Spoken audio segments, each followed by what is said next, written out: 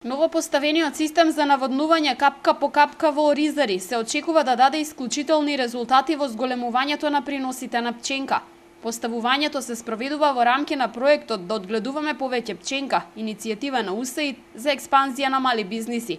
Целта е да се постигнат значително поголеми приноси, со што ќе се зголемат приходите на малите и средните земјоделски бизниси. Минатата година ние стигнавме до максимални 17 тони во Пелагонискиот регион. Слушаме некои, ако се оди како што треба, нели, согласно со природата, слушаме некои прогнози дека може и да го надминеме тој максимум од 17 тони или 112 тони силажа по хектар, а со тоа исто да покажеме дека одгледувањето, како што веќе реков, на пченка во овој дел не само што е возможно, туку ја би рекол и препорачливо. Градоначалникот Чадиев вели дека вакви системи ќе се поставуваат на уште неколку локации. Позитивните резултати кои се постигнаа во Полошкиот и Пелагонискиот регион даваат надеж дека ефектите ќе бидат видливи уште оваа есен. Можеме да видиме за прв пат како се имплементираен проект по сегментот систем капка по капка. Значи тоа е во соработка преговаралски атлантски региони и ЮСАИД.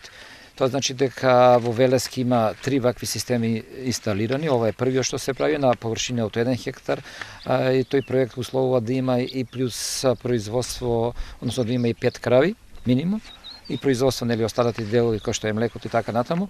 Тоа значи дека се имплементираат уште 2 вакви системи. Меѓутоа на ниво на Вардарски регион има 15 системи имплементирани во разни, нели, региони, во разни градови.